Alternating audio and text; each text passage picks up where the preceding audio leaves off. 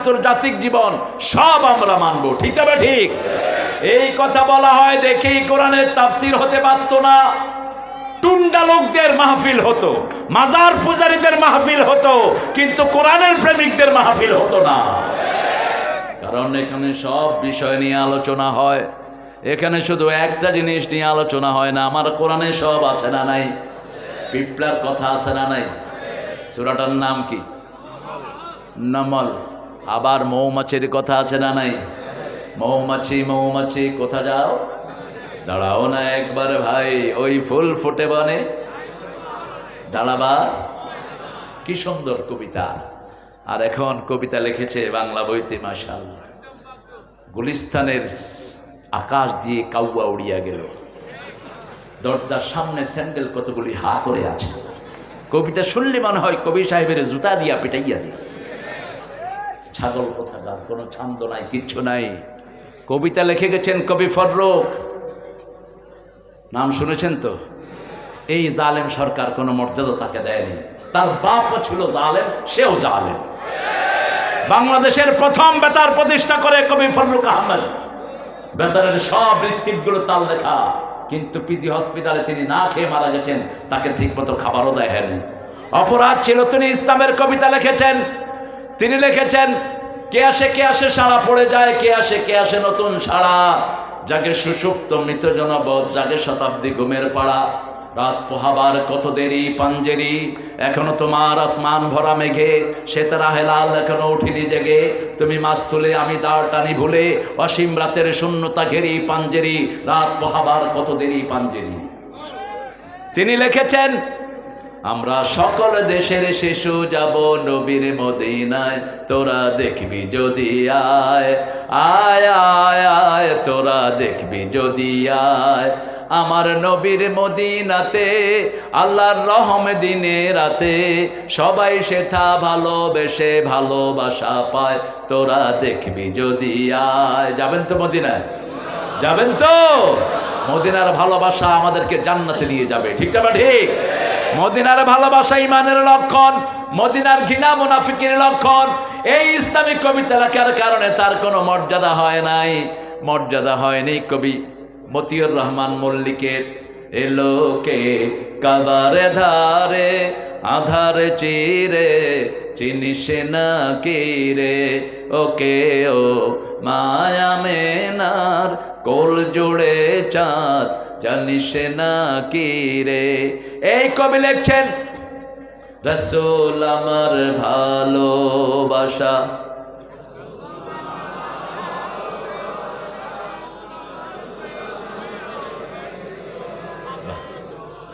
রাসূল আমার প্রেম বিরহের মূল আলোচনা, রাসূল আমার কাজে কর্মে অনুপ্রেরণা। কত রকম রাজার নীতি প্রজার নীতি দেখলাম, দুঃখ হায় রে দুঃখ ছাড়া আর কিছু না পেলাম। তাই তো শুধু মনে পড়ে সোনার মদিনা, রাসূল আমার কাজে কর্মে সাল্লাল্লাহু। কি সুন্দর সুন্দর কবিতা তিনি উপহার দিলেন। ভাইয়ের কি একটা আছে না, আরে ভুলে গেছে মিয়া। ও আমার আচ্ছা মনে করতেছি, আমরা শুনবো আগে কি করবো? কেন পৃথিবীটা লাগে এত, আজ কেন পৃথিবীটা লাগে এত সুন্দর। তারপরে কি? হেসে খেলে বয়ে গেল। তুই শুনোছ না জীবনে? কে সাজালো এই সৃষ্টি মনোহর, আলহামদুলিল্লাহ। আরো সুন্দর লিখেছেন মল্লিক ভাই, তোমার সৃষ্টি যদি হয় এত সুন্দর, না জানি তাহলে তুমি কত সুন্দর, কত সুন্দর। আলহামদুলিল্লাহ। আমাদের নজরুল লিখেছেন, সুন্দর ফুল সুন্দর ফল,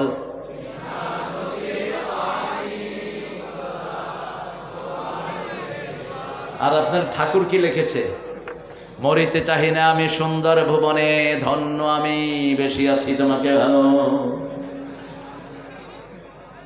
কই মরিতে চাই না সুন্দর ভুবনে, এখন আছো কই তুমি? কোথায় আছো? সৃষ্টির প্রশংসা করেছ, স্রষ্টার নাম নাই, ঠিক তবে ঠিক। সৃষ্টি নিয়ে এমনিতেছ, স্রষ্টা কোথায়? এক ঘরে একজনকে দাওয়াত দিলেন, তিনি খাওয়া খেয়ে কয়, ও মাছ তুই কত স্বাদের মাছ, তোরে খেয়ে যে আমি কি খুশি, তুই কেমনে আমার সামনে আসলি? বাড়িওয়ালা কইব শালা একটা গাধায় না, যে রানছে তার খবর নাই, যে দিল তার খবর নাই, ঠিক তবে ঠিক। একজন দিয়েছেন সব, তিনি কে?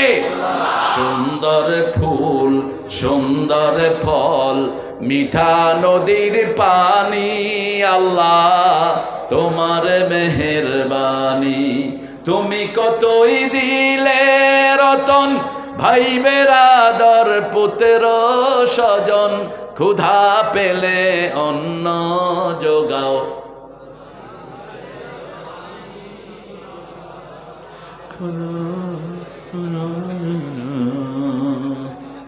আপনারা যে কি চাপতে পারেন, আপনারা এত লক্ষ লক্ষ তো চাইপা গান খেয়ে। তোমার হুকুম, গলা ছাড়েন, তোমার হুকুম তর করি আমি প্রতি পাই, তবু আলো দিয়ে বাতাস দিয়ে বাঁচাও এ বান্দায়। শ্রেষ্ঠ নবী দিলে মোরে তরিয়ে নিতে রোদ হাসরে, পথ না ভুলি তাই তো দিলেন পাক কোরআনের বাণী, আল্লাহ প্রশংসা কার? আল্লাহর প্রশংসার জন্য নিয়ামত বেশি বাংলাদেশে, ঠিক তবে ঠিক। আপনাদের এই পাবনাতে আম আছে না নাই? লিচু আছে না নাই? কাঁঠাল আছে না নাই? ধান আছে না নাই? পাগলা গারদ আছে না নাই? ইসলাম নিয়ে পাগলামি করবি, পিঠে গারদে ঢুকায় দেন। ওই যে একটা আছে না এখন মুসা বসে বসে উল্টা পাল্টা কথা কয়, এটা জঘন্য ইসলামের দুশ্মন, এটা মাথায় বসে আছে। কি নাম? কি নাম? হ্যাঁ তোমার চিনি, কুকু। কত ব্যাংকের টাকা তোমার পকেটে, তুমি কখনোই সৎ মানুষ নও। অসংখ্য জালিয়াতিতে তুমি বিপর্যস্ত তোমার জীবন। এক মাসের মাথায় তার ছেলের আলমারি থেকে বের হলো 22 কোটি টাকা। আমি সেই কথা বলার কারণে আমাকে হেমায়েতপুরে মাহফিলে উঠতে দেয়া হয়নি। আমরা বলবোই হকের কথা, আমরা বলতে বলতে হক কবরে চলে যাব, ঠিক না ঠিক? কিন্তু মাথা নত করবো না। আমাদের আল্লামা সাঈদী বলেছিলেন, বেশি তেড়িবেড়ি করবি না। আমরা আছি 12 কোটি গাছের গোড়ায়, তোরা আছো তাকায়, একটু নাড়া দেবো মামু বাড়ি দিল্লি গিয়ে পড়বো। কোথায় গেছেন?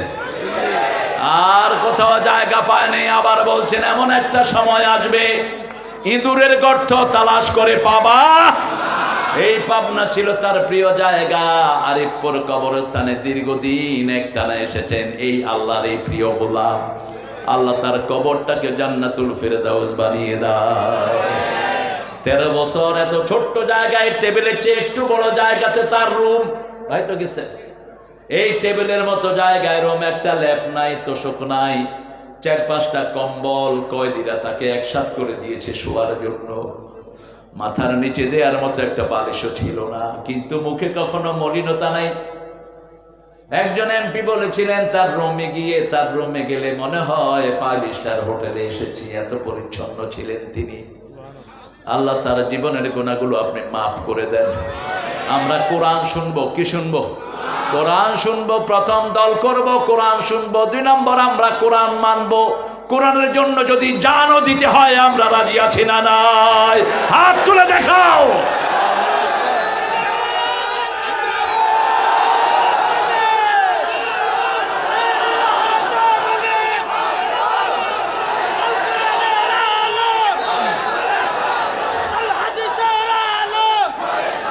আল্লাহ আমাদেরকে কবুল করুন।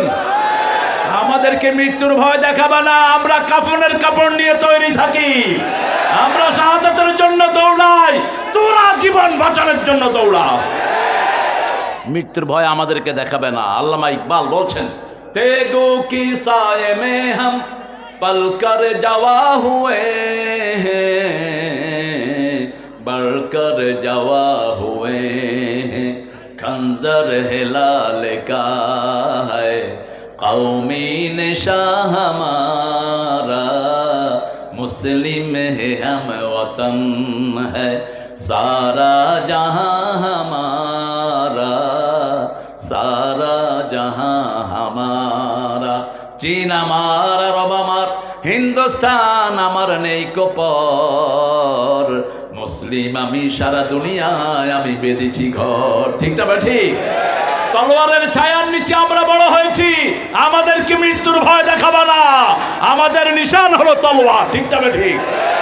আমার নবী তলোয়ার বহন করেছেন, সব সাহাবীদের তলোয়ার ছিল। আমাদের তলোয়ার আমরা হাতে উঠিয়ে নিতে পারি যে কোনো সময়। রাসূল বলতেন, যেই মুসলিম যুদ্ধবিদ্যা শিখে না সে আমার উম্মত নয়। দুর্বলের কোনো জায়গা ইসলামে নাই, সবল হব। রাজি আছি তো? মুসা আলাইহিস সালাম এক থাপ্পড়ে ফেরাউনের সেনাপতিকে মেরে ফেলেছেন। কোন নবী? কোন নবী? যখনই ফেরাউন না শুনলো আমার সেনাপতির কে যেন থাপ্পড় মেরে মেরে ফেলেছে, কয় মুসা ছাড়া আর কেউ না, কারণ ছোটবেলা সে তো দুই একটা খাইছিল। আমরা কাউকে ধরি না, ধরলে আর ছাড়বো না। আমরা কাউকে আগে আক্রমণ করব না, কিন্তু আমাদেরকে আক্রমণ করবা না। ঠিক না ঠিক? আমরা এক আল্লাহকে মানি। আমরা পড়ি লা ইলাহা লা ইলাহা ইল্লাল্লাহু মুহাম্মাদুর রাসূলুল্লাহ সাল্লাল্লাহু। তাহলে প্রথম ইসলামী দল, 2 নম্বরে শুনবো, 3 নম্বরে মানবো, 4 নম্বরে জিহাদ করব। কার কথা? অজাহিদহুম বিহি জিহাদান কবীরা, বড় জিহাদ করবা। আমরা বললাম কতদিন জিহাদ থাকবে? রাসূল বলছেন, আল জিহাদ মাদিন ইলা ইয়াউমিল কিয়ামাহ, কিয়ামত পর্যন্ত জিহাদ থেকে যাবে।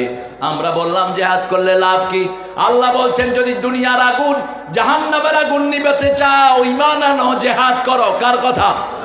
يا أيها الذين آمنوا هل أدلكم على تجارة تنجيكم من عذاب أليم تؤمنون بالله ورسوله وتجاهدون في سبيل الله بأموالكم وأنفسكم ذلكم خير لكم إن كنتم تعلمون। কার কথা? মানতে রাজি আছেন তো? এতটুকু আল্লাহ ক্ষান্ত হন না, ইয়াগফির লাকুম যুনুবাকুম, তোমাদের সব গুনাহ মাফ করে দেব। ওয়ায়ুদখিলকুম জান্নাতিন, আমি নিজে তোমাদেরকে জান্নাতে প্রবেশ করিয়ে দিব। তাজরি মিন তাহতিহাল আনহার, যেই জান্নাতের নিচ দিয়ে সবসময় নদী প্রবাহিত, যেই জান্নাতের নদীগুলো জান্নাতীদের কন্ট্রোলে থাকবে, মাথা হাতে থাকবে, হাতের ভিতরে থাকবে। সুইচ টিপ দিবে, নদী প্রবাহিত হবে, সুইচ বন্ধ করবে, নদী বন্ধ হয়ে যাবে। সুবহানাল্লাহ। আমাসাকিনা তাইয়্যিবাতান ফি জান্নাতি আদ, জান্নাতের মধ্যখানে বাড়ি বানায়া দিবে। দুনিয়ার বাড়ি চোররা ফেলে পালিয়ে যায়, এখন অধিকাংশ চোরদের বাড়িগুলো খালি পড়ে আছে। ঠিক না ঠিক? গণভবনে এখন কে থাকে? কে থাকে? আপনি গেছেন নাকি? দেখছেন, এখন ভয়ে কেউ তাকায়ও না, ভয়ে কেউ, ভূতও থাকে না ডরে, কারণ বড় ভূত আছিল তো এটার ভিতরে, কেউ নাই। 5 তারিখ 9টা পর্যন্ত বাড়ি সরগরম, বাড়িতে কত রকমের রান্না, কত রাজহাঁস, পুকুরে কত মাছ, কাঁঠাল রানে যখন যা খেত, কত খাইত। এতগুলো পোলাও রাঁধছে, এতগুলো কোরমা, জর্দা, বিরিয়ানি, পোলাপান ঢুইকা খায় আর কয় মজা তো, বেশি মজা তো। সব রান্না বাড়া করে নিয়েছে। আল্লাহ বলে, বহু মানুষকে তুই খাওয়া থেকে বঞ্চিত করেছিস, তোকে আমি খেতে দেব না। 4 বাহিনীর প্রধান ওনার সামনে, ওয়াকার পুলিশের আইজি, নৌবাহিনীর প্রধান, বিমান বাহিনীর প্রধান বলছে, এই ওয়াকার তোরে কি দেয়নি, তুই গুলি চালা, বলছে ম্যাডাম এতগুলি আমার কাছে নেই, যেদিকে তাকাই লক্ষ লক্ষ মানুষ। এই মানুষ নাজিল করে দিয়েছেন কে? আইজিকে বলা হলো তুই গুলি করস না কেন? কয় একজনকে গুলি করলে 100 জন বুকের বুতুম খুলে দেয়। ঘরের ভিতরে কোনো মানুষ নাই, ছোট দুধের শিশু সহ সব রাস্তায়। কোনো মানুষ ভিতরে ছিল না, হিন্দু বৌদ্ধ সব একখানে, ঠিক না ঠিক? ছোটদের বড়দের সকলের, গরিবের নিঃস্বের ফকিরের, আমারই দেশ সব মানুষের, সব মানুষের, ঠিক না ঠিক? আর তখন ছিল একজনের শুধু। কয়জনের? সিরাজগঞ্জে আমার মাহফিল, তো সেখানে পুলিশের এডিশনাল এসপি বিকাশ এমপি স্টেজে উপস্থিত। এরকম আপনাদের মতো একটা এত বড় হবে না, তখন তো মানুষ বড় হতে দিত না, বিভিন্ন ভয় থাকতো মানুষের মধ্যে। এই 50,000 লোক, হয়তো 60,000 লোক হবে। তা আমার আগে দিয়ে এক হুজুরকে দিছে গজল গাওয়ার জন্য। হুজুর গজল গাইতেছে, যদি রাত পোহালে শোনা যেত আল্লামা সাইদি জেলে নাই। এখন যখনই কইছে আল্লামা সাইদি জেলে নাই, এসপি কয় এই অ্যারেস্ট কর। আমি বললাম এসপি এটা তোর বাপের বাড়ি না, গায়ে হাত দে তোর চামড়া উঠিয়ে ফেলবো। এই মানুষ তোকে ছেড়ে দিবে না, ঠিক তবে ঠিক। এখন ওই যে বিকাশ এমপি বলতেছে হুজুর হইল কি? আমি যা হওয়ার তাই হলো। জিব্বা তো আর তোমার হাতে না, জিব্বা আল্লাহর হাতে। তুমি কি শুনতে চেয়েছো আর কি হয়ে গেল সেটা তো আমি করতে পারতেছি না। হুজুরও তোমাদের, মাহফিলও তোমাদের। এখন ওকে বলতেছে আরেকটা গাও, তো কনা না, আর গায়েন না, আর গায়েন না, আবার কোনটা না কোনটা গায়। কি ভয়! তাদের নেতারা তাদের জন্য দোয়া করতে পারে নাই। যুবলীগের নেতা দোয়া করে, আল্লাহ আমাদের বড় নেতারে জাহান্নামের ভালো জায়গায় রেখে দিও। 15ই আগস্টে সবাই মিলে বসেছে, একটু দোয়া খায়ের করবে। হুজুর আনছে একটা, কয় আল্লাহ 15 আগস্টে যারা খুনি তাদেরকে জান্নাতুল ফেরদাউস দিয়ে দিও। আরেকটা নিয়ে আসছে, কয় ঈদের ঘোষণা দে। হে ঘোষণা দিচ্ছে আগামীকাল 10টার সময় ঈদুল আজহার জানাজা অনুষ্ঠিত হইবে। কেন এটা হলো? জিহ্বায় সবার আগে প্রশংসা করতে হবে কার? তাহলে জিহ্বাকে ভালো রেখে দেন কে? লা ইলাহা ইল্লাল্লাহ,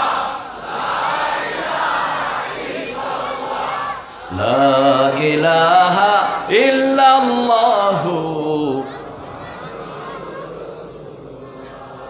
এক সাহাবী বসে আছেন রাসূলের পাশে সাল্লাল্লাহু।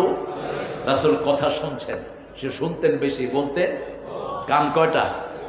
কয়টা? মুখ। শুনবেন বেশি, বলবেন কম। রাসূল শুনছেন আর মধ্যে মধ্যে পড়ছেন আস্তাগফিরুল্লাহ, আস্তাগফিরুল্লাহ, আস্তাগফিরুল্লাহ। কি পড়ছেন? সাহাবী গণলেন 75 বার আস্তাগফিরুল্লাহ পড়ে ফেলেছেন রাসূল। কয়বার? আবু হুরায়রা বলছেন আমি একদিন গণলাম, রাসূল সাল্লাল্লাহু আলাইহি ওয়াসাল্লাম কথা শুনছেন, মাঝে মধ্যে নীতি কথাও বলছেন। এর ফাঁকে ফাঁকে তিনি বলছেন আস্তাগফিরুল্লাহ, আস্তাগফিরুল্লাহ 100 বার পড়েছেন রাহমাতাল লিল। রাসূল বলছেন যার আমলনামায় ইস্তেগফার বেশি থাকবে কিয়ামতের ময়দানে তার জন্য সুসংবাদ হয়ে যাবে। সবার জন্য মাপ চাইবো, শুনবো, বেশি বলবো সামি'না ওয়া আতা'না, শুনবো, মানবো, তারপরে জিহাদ করব। ঠিক তবে ঠিক। জিহাদ করলে জান্নাত দান করে দিবেন কে? 3 জন যেখানে থাকবেন একজন হবে নেতা। কয়জন? রাসূল বলছেন মান সাফারা লিওয়াহদিহি ফাহুয়া শয়তান, যে একা সফর করে ও শয়তান, যে 2 জন সফর করে সেও শয়তান, 3 জন সফর করে মুমিন, 4 জন সফরকারী হলো ভালো। কয়জন? 4 জন। রাসূল কোথাও পাঠালে 4 জন পাঠাতেন, 40 জন পাঠাতেন, 400 পাঠাতেন, 4000 পাঠাতেন, রাহমাতাল লিল আলামিন। এই সংখ্যাটা তিনি নিতেন। আমি চিন্তা করলাম কেন 4? শেষে একটা বুঝ আমি পেয়েছি। আল্লাহ হওয়ার জন্য গুণের দরকার কয়টা? সূরা ইখলাসের আয়াত কয়টা? কুল হুয়াল্লাহু আল্লাহুস লাম ইয়ালিদ ওয়া লাম ইয়াকুল লাহু। আবার রাসূলের নাম মুহাম্মদ কোরআনে কয়বার এসেছে? কয়বার? 4 বার। মুহাম্মাদুর রাসূলুল্লাহ। সূরা ফাথের শেষ আয়াত। সূরা আল ইমরানে আল্লাহ বলেছেন মা মুহাম্মদ ইল্লা রাসূল। এরপরে সূরা মুহাম্মাদে বলেছেন আমিনু বিমা নুজিলা আলা মুহাম্মদ। সূরা আহজাবে 40 নাম্বার বলছেন মা কানা মুহাম্মাদুন আবা আহাদিম মির রিজালিকুম ওয়ালাকির রাসূলুল্লাহি ওয়া খাতামান নাবিয়্যিন ওয়া কানা আল্লাহু বিকুল্লি শাইইন আলিমা। ধর্মীয় কারণে কোনো মানুষকে বাপ ডাকা জায়েজ নাই। রাসূল বলছেন যে নিজের বাপ ছেড়ে অন্যকে বাবা ডাকে সে জাহান্নামে তার জায়গা ঠিক করে নেয়। আমাদের অবশ্য পাবনাতে বাবাটা বানাই, হ্যাঁ আছে, বাবা আছে, কেন ডাকেন বাবা আরেকজনকে? ধর্মীয় কারণে কাউকে বাবা ডাকা জায়েজ নাই, আল্লাহ নিষেধ করে দিচ্ছেন। তোমার ঠিক আছে তো? তুমি হ্যাঁ এই তো করো না। ও রোড অ্যাক্সিডেন্টে অনেক ক্ষতিগ্রস্ত হয়েছে, আপনারা দোয়া করবেন আল্লাহ যেন তাকে ভালো করে দেয়। আরো আসতে কোন আমিন, চিৎকার করে বলেন আমিন। জিহাদ করবেন তো? জিহাদ করবেন তো? হাত তুলে দেখা দেন কারা কারা।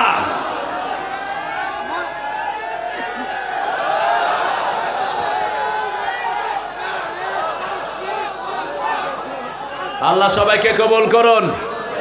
আরো জোরে বলেন আমিন। আমার মায়েদের জিহাদ হলো ঘরকে ইসলাম অনুযায়ী টিকিয়ে রাখা। মায়েদের জিহাদ হলো স্বামীদেরকে দ্বীনের জন্য তৈরি করা, ঠিক না ঠিক? মায়েদের জিহাদ হলো বাচ্চাদেরকে ইসলামী আন্দোলনে দিয়ে দেয়া, যেমন দিয়েছেন আমার মায়েরা।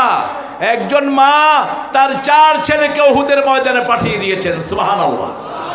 সেই মা শুনলেন রাসূলকে উহুদের ময়দানে মেরে ফেলা হয়েছে। রাসূল সাল্লাল্লাহু আলাইহি ওয়াসাল্লামের খবর নেয়ার জন্য বাড়ি থেকে বের হলেন মা। পথিমধ্যে আসার পরে লোকেরা বলছে তোমার স্বামী আর দুনিয়ায় নাই। মহিলা বলছেন আমার নবীর শরীর কেমন আছে তাই বলো, আমি শুনলাম নবী নাকি নাই। একটু পরে যাওয়ার পরে জিজ্ঞেস করা হলো আমার নবী কেমন? কিছু লোক বলল মা তোমার প্রথম ছেলে আর দুনিয়াতে নাই। আর একটু অগ্রসর হলেন তিনি, আবার বলা হলো তোমার দ্বিতীয় ছেলে দুনিয়ায় নাই। তিনি বললেন আমার রাসূল কেমন আছেন? আরেকটু গেলেন, তৃতীয় ছেলে নাই। আরেকটু গেলেন, চতুর্থ ছেলে নাই। জিজ্ঞেস করলেন নবী কেমন? আমার নবী ভালো আছে। উহুদের পাহাড়ের গর্তের ভিতরে তিনি পড়ে গেছেন, সামনে দাঁত মোবারক ভেঙে ফেলা হয়েছে। কাফেররা তার উপর আক্রমণ করেছে। একা তালহা পিঠের মধ্যে 80টা তীর বহন করেছেন। রাসূল বলছেন ইয়াউমুত তালহা ইয়াউমুল উহুদ ইয়াউমুত তালহা, উহুদের দিন হলো তালহার দিন। আমরাও যদি যে কোনো বিপদ আসে আমাদের জীবনের উপরে আমরা নিব, কিন্তু ইসলামের ক্ষতি হতে আমরা নামাজ ছাড়বো না, রোজা ছাড়বো না, কোরআন ছাড়বো না, ঠিক তবে ঠিক। এত মাদ্রাসা আগে ছিল না। যখন শিক্ষা ব্যবস্থার উপর ভাত দিল নমরুদের অনুসারী ওই ফেরাউনরা, তখনই মানুষ দলে দলে ইসলামের দিকে ঢোকা শুরু করলো। স্কুলে এখন পোলাপান নাই, সব পোলাপান কোথায় কোথায়? অথচ মাদ্রাসায় টাকা নাই, পয়সা নাই, কিচ্ছু নাই। হাফেজ সাহেবরা খেতেও পায় না, মাদ্রাসা চালাচ্ছে 35,000 মাদ্রাসা। আমাদের ডক্টর ইউনূস সাহেব 30,000 কোটি টাকা বাহির থেকে এনেছেন। কয় হাজার? আমি বললাম এই 30,000 কোটি মাদ্রাসায় দিয়ে দেন, মাদ্রাসা হেফজখানায় দিয়ে দেন। আমাদের পরামর্শ আমরা দেব, দেয়া না দেয়া তোমাদের হাতে। হেফজখানা না হলে বাংলাদেশ টিকতো না, করোনা মুক্ত হতে পারত না, ঠিক তবে ঠিক। দাও, হেফজখানা না হলে মাদ্রাসাগুলো থাকতো না। স্কুলগুলোতে দেয় এক এক স্যারের বেতন 30,000 35,000। কত আনপ্রোডাক্টিভ খাত দেখবেন, অধিকাংশ স্কুলের টিচার স্কুলেও যায় না। এরপরে আপনাদের এখানে হয়েছে রূপপুর, এক এক বালিশের দাম কত হয়েছে? কত? সবাই জানে। দেখি ভাই আমার এরকম একটা বালিশ দিয়ে, আমার বউ পড়ে কয় এত সুন্দর বালিশ হয় যেটার দাম 7,500। হ্যাঁ, এটা পেতে হলো রূপপুর যেতে হবে। পারমাণবিক অস্ত্রের খনি যখন সারা দুনিয়া কন্ট্রোল করতেছে তখন এখানে শুরু হয়েছে। আমরা চাই এটা হোক, কিন্তু এটার কারণে যা হয়েছে রাশিয়ানরা আমাদের এই রূপপুরে মদের খনি নিয়ে আসছে। ঠিক না ঠিক? কত টন মদ বিক্রি হয় দৈনিক, হিসাব নাই। আপনারা কি মনে করেন শুধু রাশিয়ানরাই খায়, বাংলাদেশে কোনোটা নাই? ওরা ঢাইলা দেয়, ওরা খায় 2 গ্লাস, এরা খায় 1 গ্লাস। মদ আছে যেখানে চরিত্রহীনতা, সেখানে রাসূল বলছেন 3 কারণে ভূমিকম্প হয়। কয় কারণ? মা এসে জিজ্ঞেস করলেন, মা হুয়া সাবাবুজ জালজালা, ভূমিকম্প হয় কেন? রাসূল বললেন, প্রথম গানের কারণে ভূমিকম্প হয়। কিসের কারণে? বাজনা। 2 নম্বরে জিনা, 3 নম্বর মদ। মদ আছে যেখানে জিনা আছে, সেখানে বাজনা আছে। সেখানে আগে বাজনা দিয়ে সবাইকে ডাকে, বাজনার তালে তালে নাচে, তারপরে মদ খায়, তারপরে জিনা করে। ঠিক না ঠিক? গুড়িয়ে দাও এ সমস্ত জিনার আস্তানা, মদের ফ্যাক্টরি বন্ধ করো। ওই রাশিয়ান উল্লুকেরা যদি এখানে থাকতে হয়, মদ ছাড়া থাকতে হবে। এই খেদমতের দরকার নাই, আমার দরকার নাই। আমাদের দেশ এমনি চলবে পারমাণবিক চুল্লি ছাড়া, কিন্তু আমার জেনারেশন চরিত্রহীন হয়ে যাবে। ঠিক না ঠিক? কোন এলাকায় এটা ফসল জেনা ফসল মাউ, রাসূল বলছেন যেখানে জিনা বাড়ে ওখানে মৃত্যুর সংখ্যা বেড়ে যায়, যেখানে মদ বাড়ে সেখানে লুচ্চামির সংখ্যা বেড়ে যায়। আমি প্রথম আওয়াজ তুললাম, আমার মনে হয় এই প্রথম আওয়াজ উঠলো রূপপুরের বিরুদ্ধে। আমরা চাই এটা হোক, কিন্তু কোন মদখোর এখানে থাকতে পারবে না, কোন মাগিবাজ এখানে থাকতে পারবে না, কোন লুচ্চা এখানে থাকতে পারবে না। ওরা থাকলে আমাদের দিনের পরিবেশ নিয়েই থাকতে হবে। আমি শুনেছি ওরা নাকি অনেক মুসলমানও আছে, মসজিদেও। তাহলে আর বসে থেকে লাভ কি? শুধু গিয়ে বলবো ভাই মদ হালাল না হারাম? জোরে বলেন, আরো চিৎকার করে বলেন হারাম। কেন হারাম? এটার ভিতরে ক্ষতি বেশি, লাভ। এটা খাওয়ার পরে বউ চিনো না, মাও চিনে না। ঠিক না ঠিক? এটা খাওয়ার পরে মগজ পচে যায়, হার্টও পচে যায়। গত করোনাতে বেশি মারা গেছে কারা? ভারতের মদখোররা মারা গেছে সবচেয়ে। লকডাউন হলো, হাবিব ভাই দেখেছেন 4 মাইল মদের লাইন, দোকানের সামনে মদ কেনার জন্য দাঁড়িয়েছে। সাংবাদিকেরা সাক্ষাৎকার নিয়েছে, ভাই আপ क्यों यहाँ ठहर रहे हैं, खड़ा रहे हो?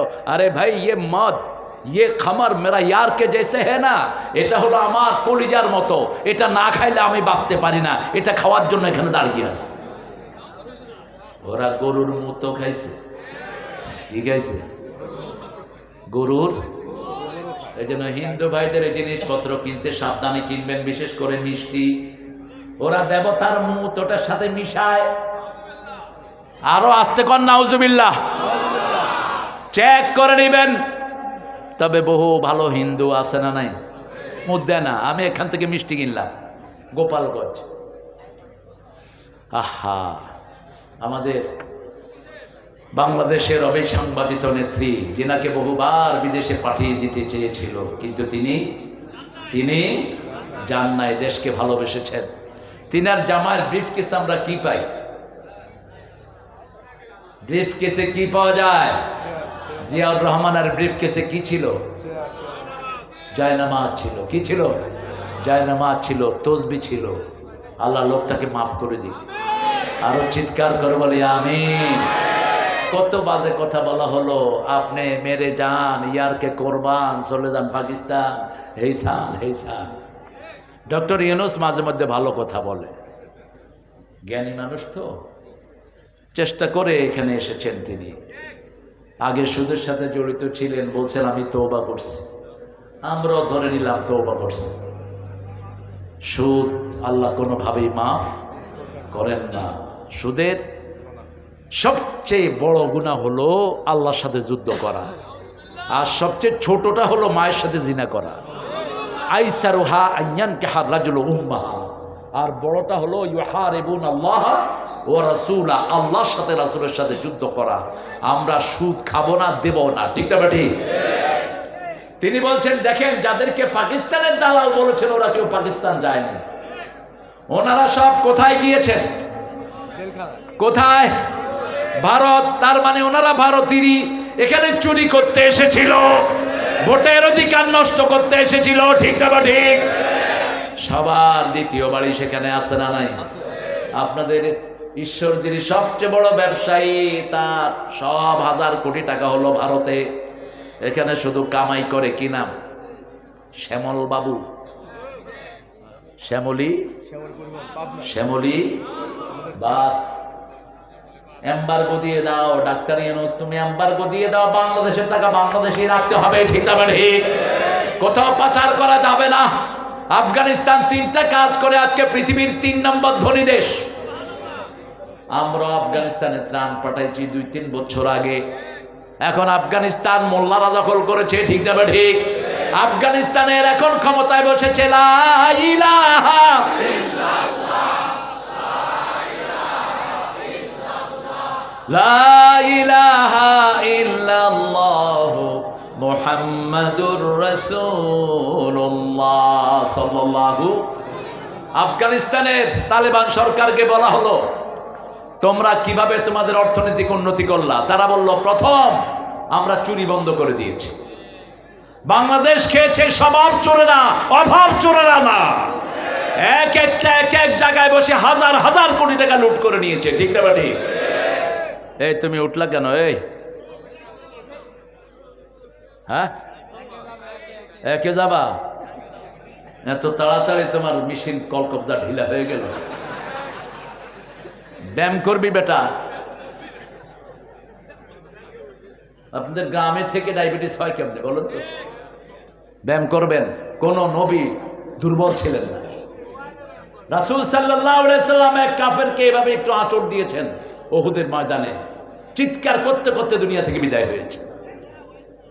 রাসূল সাল্লাল্লাহু আলাইহি সাল্লামের শরীরে একা 43 জন জান্নাতি যুবকের শক্তি ছিল। পৃথিবীর সবচেয়ে বড় কুস্তিগির ছিলেন